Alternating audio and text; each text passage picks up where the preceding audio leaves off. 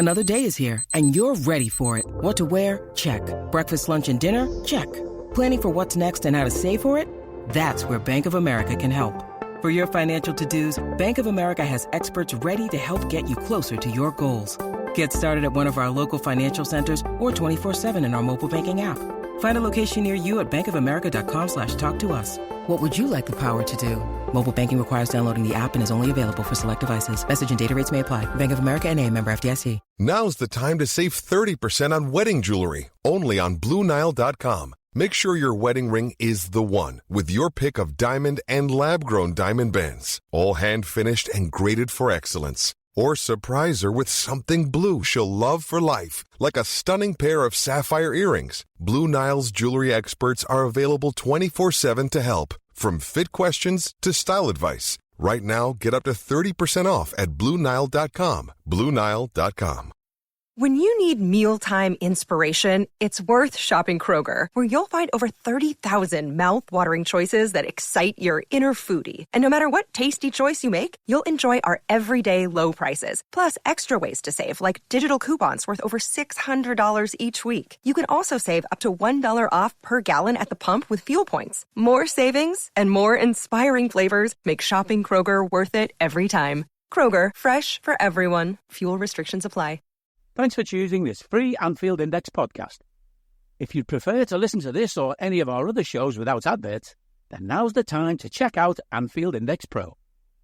With AI Pro, you can supercharge your entire listening experience. You'll not only get all of our podcasts without the ads, but you'll have them far faster with our Quick Publish feature available exclusively for subscribers. AI Pro also puts you in the heart of our sound studio, with an option to listen to many of our shows live and interact with the podcasters in real time as the shows are recording. Upgrading couldn't be easier. AI Pro is available on all popular podcast platforms. Just head on over to AnfieldIndexPro.com and get started today. Good morning, good afternoon, good evening, wherever you are, whatever you're doing, and welcome to another episode of Media Matters by Anfield Index. The transfer window's open, the Euros have started, the Copa America's only a few days away, and transfer talk is all anyone wants, despite all that type of thing. And here to talk more than transfer talk, everything off the field, on the field, everything Liverpool related, is as ever, David Lynch. David, how are we? Yeah, good. Glad the tournament started, so football's back and there's something to watch, so that's quite nice. Enjoying that, and but as you say, it's a lot of transfer talk at the moment as well, and that's kind of ramping up a little bit now. So there's stuff to get into, which is always good. Yeah, no doubts. And correct me if I've got this wrong. Twitter, Q&As, Spaces, YouTube. It's not exactly the quietest of times for you right now, is it? No, I'm just spending half my time battling with aggregators as well for incorrectly quoting me or just making stuff up. So yeah, absolutely loving that. So if any of them are listening to this, just please don't tweet any of it. Thanks. Yeah, maybe just send a link to this pod directly today. Maybe save time that way, ladies and gents. But we'll get into it, and there's many things we want to get into. Now, we spoke about this before, David. Before we even got to this pod, this was not really on the agenda yesterday. But you know what happened, the England game. The whole premise of Trent and his role within the England team has just gone mental. I mean, take you back about 5 days ago, he comes on against Iceland in the friendly and he's the saviour, isn't he? Oh, we've got someone who can create. We've got to play Trent there. And 5 days later, we've got certain ex-United pros almost belittling him and his defensive abilities, just his abilities in the England scene. We've then got Jude Bellingham saying, by the way, he's all right. Southgate saying, by the way, he's all right, but he's still learning the role. I mean, I just get the feeling, and this is me personally, he's being almost set up a little bit. It's a scapegoat for England, it seems, anything that could go wrong. What is your take on this whole crazy Trent situation that's kind of exploded in the last few days? Yeah, I think it is crazy. I think that's the perfect way of putting it, because it's just, it's wild to me that any of this debate around whether he can defend or is capable of doing anything defensively has got to such extremes so quickly. And I mean, it's, you know, the way they talk about him is like he's sort of a conference player who's been thrown in here. And yes, he's got a bit of ability on the ball, but everything else is so bad that it overshadows it. We're talking about a player, by the way, who has won every honour imaginable playing for Liverpool, since coming through as a kid. So he's that bad. Liverpool would have had to, if he was so bad defensively, Liverpool would have had to set up the whole team around the idea of just covering Trent. And you'd almost say if he was that bad, then the trade-off wouldn't be worth it. But it clearly isn't. I'm not talking to someone, by the way, who thinks Trent's perfect defensively. I mean, I'm guessing he himself would say he's not. There's some times where I feel you could be a little bit more intense in his defending and could be slightly better. But I mean, this is true of probably all right backs or all full backs or all defenders or all midfielders wherever he's playing at the moment. It's kind of for all that Trent is supposedly terrible defensively, you can't have him at right back, say, in this England team.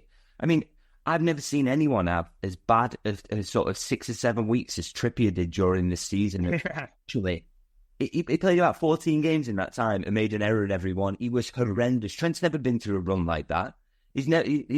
So, and these are the alternatives you're talking about, who are like a step up from him defensively. Kyle Walker, the amount of time he gets, his recovery pace is really handy for him, but the amount of times that the ball in behind does him and he switches off, and it's like.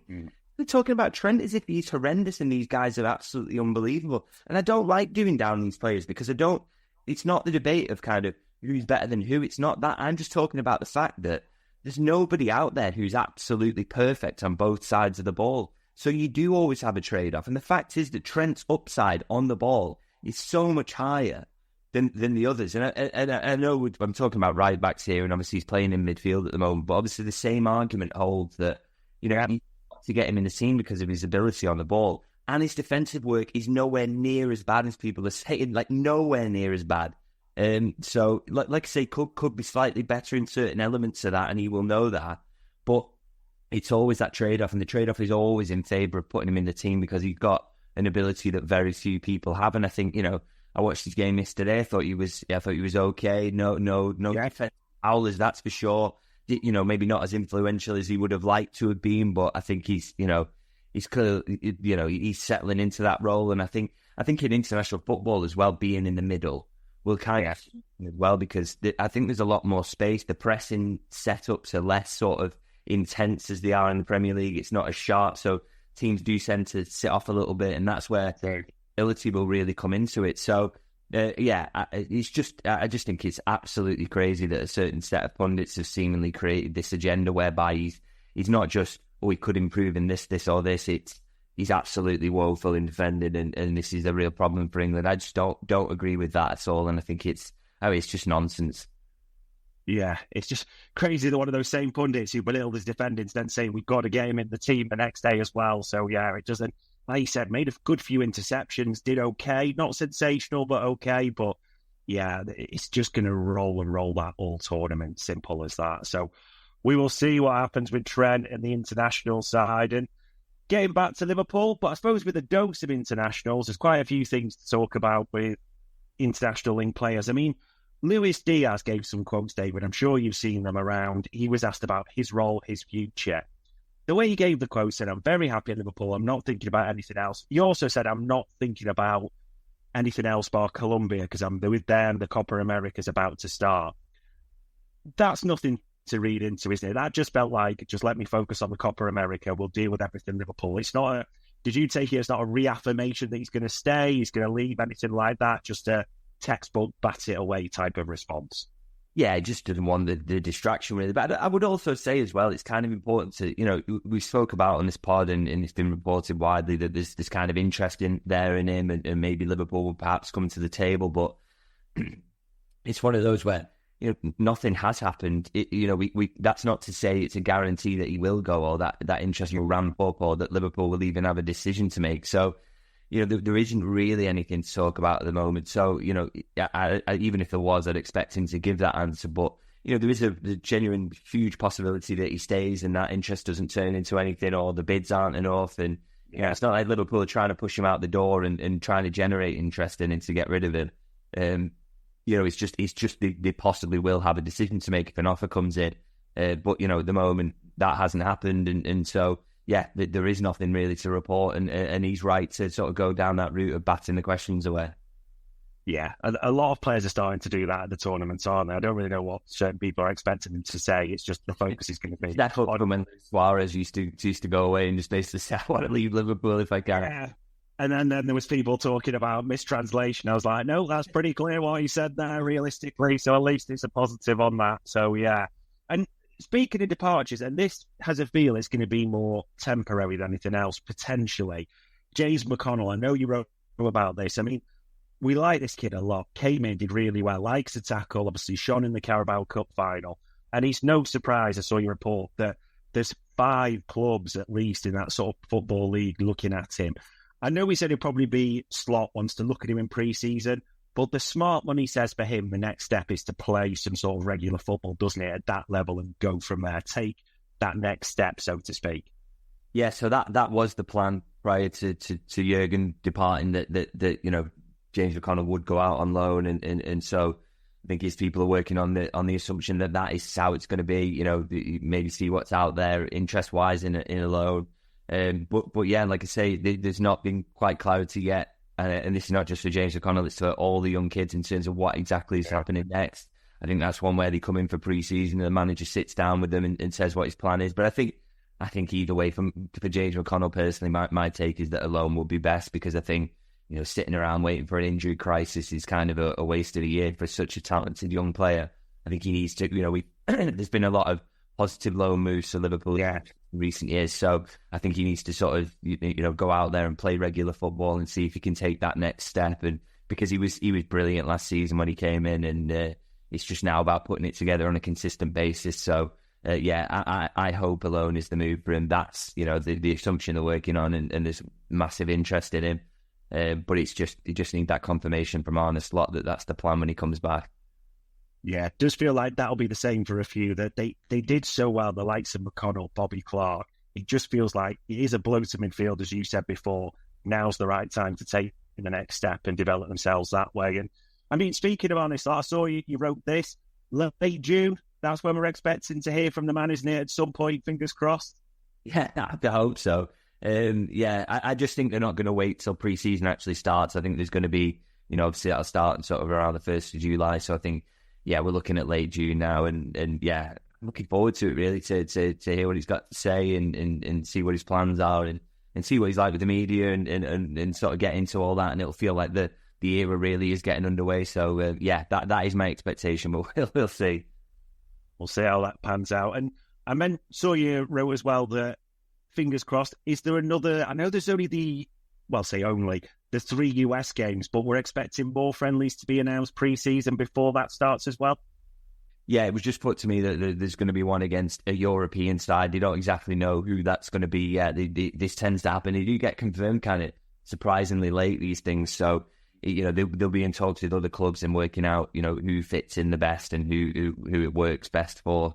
But that is something that, yeah, in the next couple of weeks, they're expecting to be able to confirm a friendly against a European side. So I'm not sure. It'd be interesting, really, if they only just confirm that one, or whether there's another one they're going to sneak in. And 5 friendlies before last season, I think, which was kind of on the low side. Typically, you know, they usually were more like 7. So, you know, is it going to only be 4 this time? Does the manager want just a lot of time on the training field? That's an interesting one, because it wasn't put to me that there were maybe 2 friendlies. It was maybe said just the one. So, you know, we'll have to see how that one plays out. But it's interesting if he does only go with 4. I just think that maybe says something about, you know, does he just want that time, like I say, on the training field and working with the players in that way rather than friendlies? We'll see how that goes. Yeah, because you usually expect 5 minimum, like you say, and there's always that one the week before the season starts. Like I call it an Anfield test event. They usually hold one at home, don't they? I know it was Preston last season because of the Annie Road issues, but yeah, we'll see how many come on the docket. Does Slot one more time on the training ground that way? And speaking of Slot, this was a strange one. It still kind of baffles me a little bit. I'm probably going to butcher this guy's name, but one member of staff who looks like he's not going to be joining Slot by all accounts because of the Home Office rules, Etienne Rene, I think it's pronounced. I could be butchering that. Is that, I know you wrote about it, just Home Office, government rules. He wants him, he can't get him, simple as that. Yeah, that's my understanding on that, is that, basically it doesn't have the qualifications to to qualify for a work permit, and so he's not going to be able to come over. Obviously, that wouldn't have been an issue pre-Brexit because your citizens can live and work anywhere in the EU, so it would have been absolutely fine. But obviously, there's visa qualifications now, and that's how it works. And unfortunately, can't bring him over. So I guess they are going to need someone else. Obviously, he was a bit of a coach / analyst. He was described as, wasn't he? So they're going to. I guess that's almost the Peter Kravitz role, really. So I guess they're going to have to try and find someone else who can do that. And it's another bit of a headache, really, for Slot, because obviously, your ideal circumstances, you just bring his full coaching team over. They haven't got a goalkeeping coach yet, or I haven't heard yet that they've appointed anyone. Obviously Etienne Ryan not appointed, so it's more work to do in a summer that's full of it. The set piece coach they need, or that's what they've advertised for. So an awful lot to get sorted. And again, that's more another thing that it'd be great to get the press conference on and get some clarification in terms of what his backroom staff is going to look like. So because it's all kind of up in the air at the moment. Yeah, it does feel that way. But the LinkedIn. I don't need a VPN. I've got nothing to hide. This is what I used to tell myself before I hooked up with LibertyShield.com. Not only is my home internet now fully encrypted, but I can now access all the websites I want, whenever I want, and do so from absolutely anywhere. As a Liverpool fan, I love to know I can now watch every match, regardless of whether it's on UK TV or not. My Liberty Shield VPN makes sure nothing is blocked and guarantees me super fast streaming speed throughout that match. You can get connected right now with their software package, which includes a 48-hour no-obligation free trial and instant access to their apps for Apple, Android, Fire TV, PC, Mac and Android TV. Or go a step further like I have and get one of their pre-configured VPN routers. These small but powerful devices allow you to easily connect every device in your home to VPN, making it the perfect solution for smart TVs, Mac boxes and games consoles. Visit LibertyShield.com today and use coupon code AIVPN25 to get 25% off at checkout. Boys will be rubbing their hands when another advert pops on there, no doubts as well. So there seems a lot to store. And I mean, this has been the story because the transfer window's open. Other clubs are starting to do business. And people are looking like, what are we doing? What's happening? We actually got an Ornstein bond, didn't we? We got a Lenny Yoro. Sort of, this has been the talk, hasn't it? David Ornstein mentioned he was really clear that Liverpool United very, very much interested in the French youngster at Lille. Year left to go on his deal. However, PSG are also in the mix, and Real Madrid are the favourites. And you'll have seen this. There's been numerous stories. I even saw a report from Mundo Deportivo saying it was Liverpool that were the unnamed club that made that bid for around 50 million euros for Yoro that was rejected. People are desperate to hear something on this. We know that. Is the honesty at this time? I know it's not what people want to hear, but this feels like a bit of a pipe dream that he's either going to be probably Real, most likely, possibly PSG. As much as Liverpool want this guy and they're interested, there's no doubt. There's not a huge amount of hope at the club. Is that fair to say? Yeah, I don't think there's a huge expectation that he's going to be holding up a scarf, to be honest. I think, when Real Madrid are in the mix, that makes things really tricky. And I think, by all accounts, there's a bit of a difference on valuation between Lille and Real Madrid, and that's where Liverpool's hope might come from. But obviously, he's a year out from the end of his contract. Lille will not want this to roll into the next window because they'll lose a lot of money, and I just imagine some compromise will be found. And I expect that, Yoro will want to go to Real Madrid. I mean, why wouldn't you? So it's not one that I'm expecting that will work in Liverpool's favour. I mean, don't get me wrong, they're there if anything collapses, and obviously that would also be a great move for him. So it's not like he's, taking that as a terrible second option, but at the moment, there's not really great hope from Liverpool's side. And it kind of really does remind me of the Tchouaméni situation in that they said that some of the, they would made no secret of the fact that they were interested, but they thought he was going to go to Real Madrid. I kind of get a very similar vibe around this one. So not one I'm massively hanging my hat on that he's going to end up at Liverpool, to be honest. Yeah, I think a very, very outside bet as well. And interesting, because I saw you wrote about this as well, that the players that Liverpool are looking for, because everyone, as you know, is starting to go, we need X, we need Y, we need all these types of players. I know you wrote about it specifically. The profiles are important. It seems to be a centre-back, doesn't it? And importantly, a left-footed right winger, almost maybe be a Salah cover, understudy, however you want to phrase it. Those are the two profiles that are standing out for everyone at the moment, aren't they? Yeah, no doubt about it. I mean, the amount of links that are coming out to left-footed right wingers, I just think tells you a lot that Liverpool, even the ones they've ruled out, obviously, they're clearly asking around and seeing what conditions are like around deals for players of that profile. So, again, it's not a 100% guarantee they're going to do that. Maybe they don't find the deal that they want to do, but they're clearly looking, aren't they? And I just think it makes sense as well, because obviously we know Salah's contract situation, the fact he probably does need some help, some competition on that wing. I personally don't want to see Harvey Elliott moved out there anymore. He's too good in the middle. And so it makes sense that that's definitely what they're looking for and preparing for a sort of post-Salah life. Obviously, we know he's going to stay this summer, but what happens after that is very, very difficult to predict. And I've always said I'm on the side of sort of thinking that maybe it will be a tough contract to agree. So I think Liverpool are getting ready to get ahead of that. And that's, definitely, along with the centre-back, I think is a position I can see them targeting this summer. And I think that they appeared, and all the noises that they're doing the homework on that at the moment.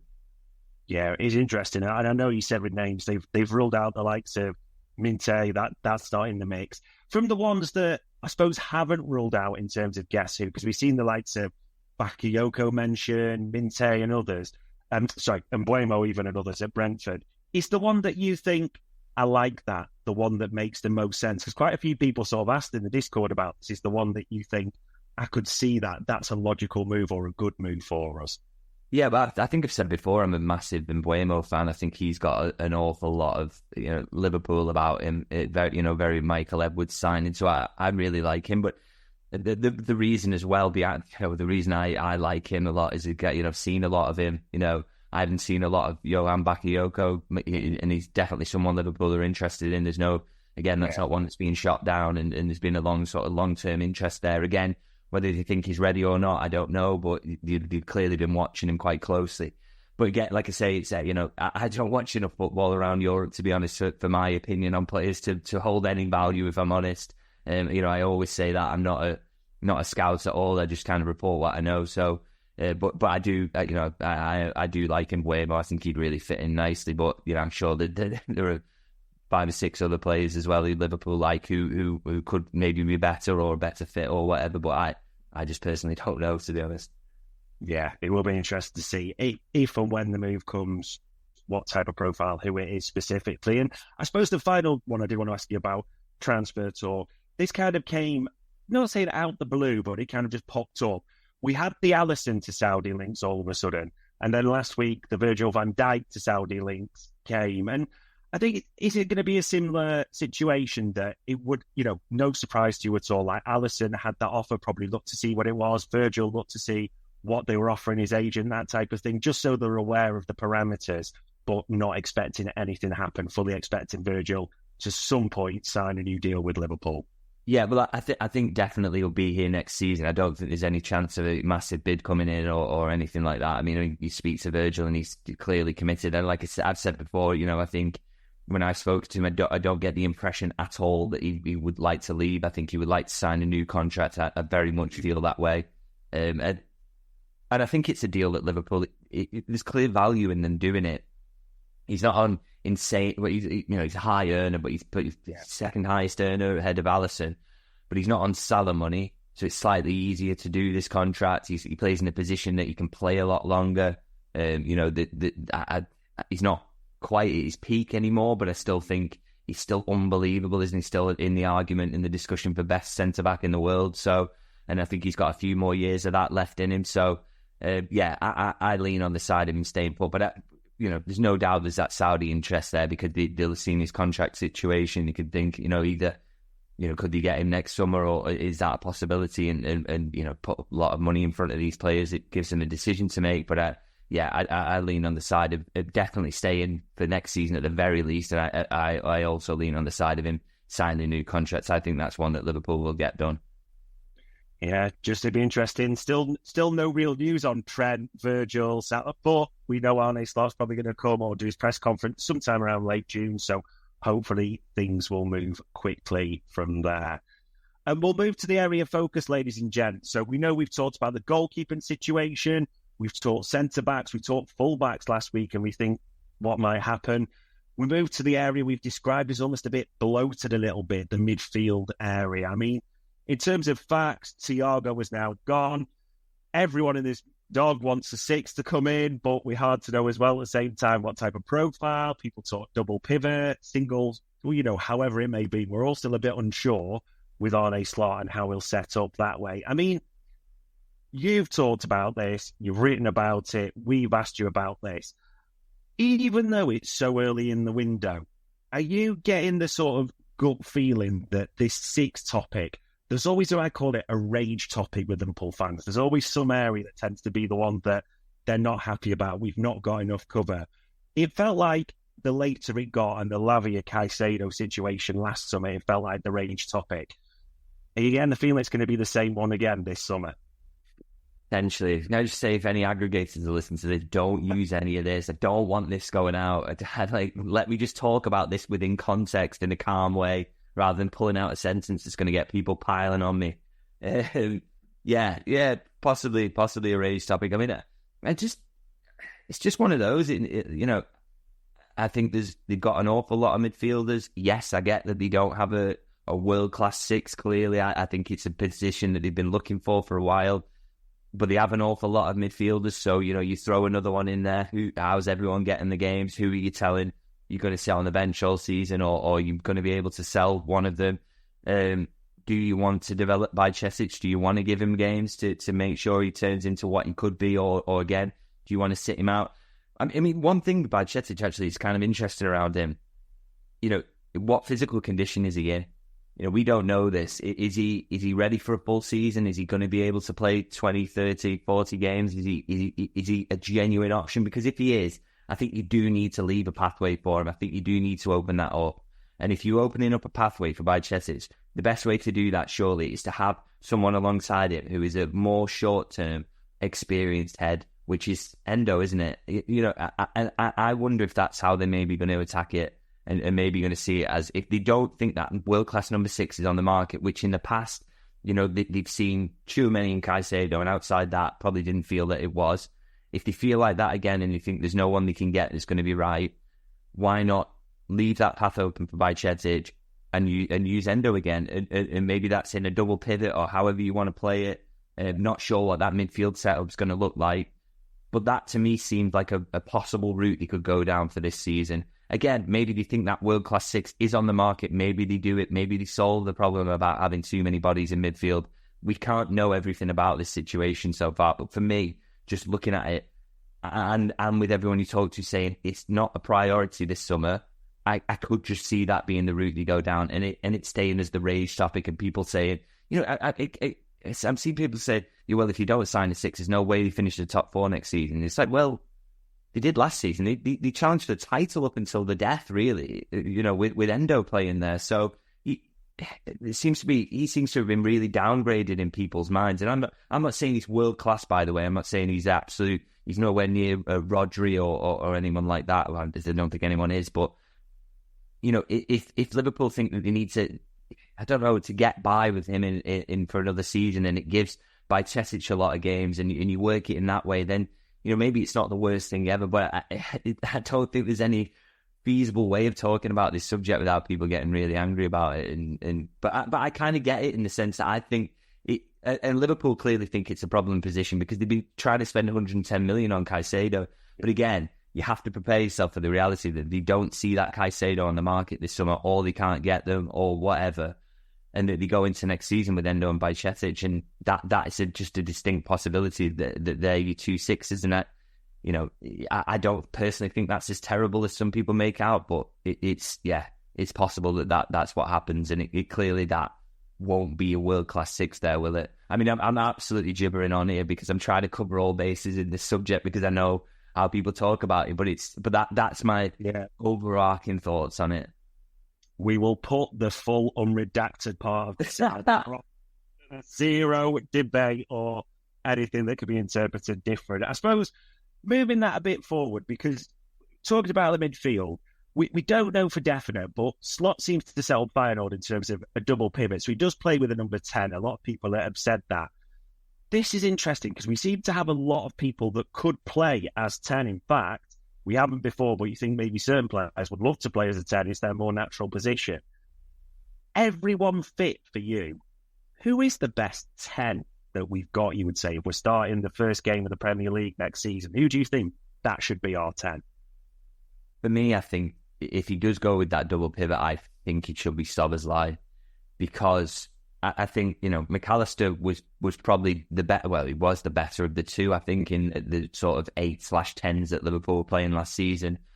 But I think what Szoboszlai's got physically there, I think he can give you a lot more. And I just think McAllister's a better fit for being in the double pivot if that is the way that he goes. I just think he works better there. You're not leaving him as a lone six, so you're not caught. Some of that was hard on him last season when he was playing in lone six at times, because he's not the greatest at covering side to side, because he's not the quickest across the ground. Because you put him in a double pivot, I think you just get all the upside and none of the downside, really. So that could work really well for McAllister being in a two there. Be interesting to see who his partner is there if that's the route he goes down. But I think Szoboszlai just seems to me kind of perfect in that 10 in terms of what he's got physical quality wise. But then obviously that opens up a sort of thing around, where does Harvey Elliott get his game? What about Gravenberg? Some of these lads I think are gonna, not Elliott, because I think he's a 10/8, isn't he? But I think Gravenberg's going to have, and even Szoboszlai at times are going to have to think about playing in that deeper two at times, and that's going to have to be something they add to the game, because otherwise you've got one central position there with about 4 or 5 lads competing for it, and that's just not going to work, is it? I mean, the one thing I'd say is that what Liverpool have got in midfield at the moment kind of speaks to a little bit of an issue around having not had a long-term sporting director, because they've got a lot of 8 profiles now, which I think just doesn't really fit too nicely into a double pivot. That if that's the route you go down, it's not a squad that's built for that, and that's sort of a situation you kind of want to avoid, isn't it? In terms of when you have a long-term sporting strategy, but there's a lot of quality in there, a lot of good players, a lot of players who can develop more. And think Gravenberg's still really young, Elliott as well. Szoboszlai is. I mean, McAllister's got more to give, I'm sure. So, but it's going to be interesting. That for me is the most fascinating part of what Slot does at Liverpool, is what this central midfield looks like and what a starting midfield looks like for him, because it's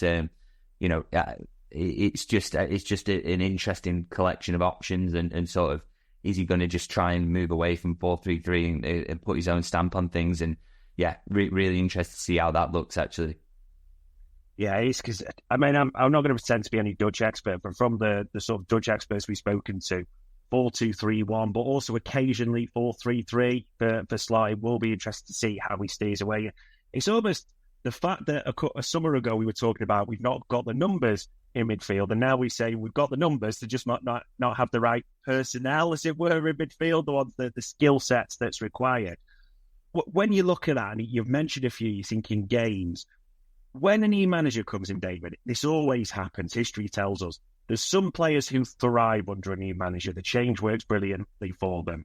There's always maybe some who don't do well with the change, be it an established star or some who just struggle to get games, minutes, whatever it may be. Is there anyone you're thinking that, with Slot coming on, from what you know, and maybe struggle to see where they're going to get their game time, or it's hard to see them coming in a certain position at the moment for you? I'm not sure, really. I don't think I know enough about Slot to maybe say that, but I'm kind of excited in that I think there's potential for a new lease of life for some players. There's a potential for some of them to get even better, and I think talking about midfield's kind of interesting, because I think you look at Liverpool's midfield last season, it was a massive step up from what had happened this season before, but I don't think anybody out of all the midfield options actually had an amazing season start to finish, which is kind of interesting. I think, I thought McAllister was a bit up and down, wasn't he? At times he wasn't helped with being moved around from the 6 to the 8, but, brilliant mostly, but there was some little dips in there where he wasn't at his absolute best. And Szoboszlai, again, great start, not a particularly great finish. Gravenberg, young and inconsistent, so that's to be expected. But, actually, the one who probably did have a great season start to finish was Harvey Elliott. But again, young player, even more to come. Yeah. I can't wait to see what that looks like. So I just think there's that central midfield again. That's why I say that's the most fascinating part, because I think there's more consistency to come from all those players that play there. Whether the setup helps with that and a little bit of a tweak in how that's set up, that could really help. And so, more than sort of thinking about who's going to be the odd man out, I'm kind of thinking there's a lot of potential for those players to be even better next season, which is, that's an exciting thing. And if you get a little bit more from your midfield, you get a little bit more from everywhere in the team, really. So that's something that if he gets that right early doors, then, Liverpool could even kick on a little bit, which is an exciting thought. Yeah, and then a lot of people have talked about how Slot sets up. Hey guys, it's Eddie Gibbs from Anfield Index here. I hope you're enjoying this podcast, and I'm sorry to call time on the show before it ends. In the current climate, it's tougher than ever before to offer podcasts for free. At Anfield Index, we produce over 75 free shows every month, which I'm confident is unparalleled in the LFC sphere. Whilst we'd love to offer everything for free, the production costs now make this impossible. That said, we don't want to follow the model of other channels and lock all of our content behind a paywall. So what we've decided to do is to continue offering every show for free, but cut that offering to 30 minutes on our longer shows. So to get all of our shows in full and enjoy the best of everything we have to offer, we really hope you'll consider supporting the channel and signing up at AnfieldIndexPro.com. For about the price of 1 cup of coffee, you'll get every podcast in full with 0 ads. You'll also get access to our LFC VIP community, where you can enjoy live podcasts, engage with our podcasters, and chat with other Reds in real time. So that website again, AnfieldIndexPro.com. Join today. Sports Social Podcast Network.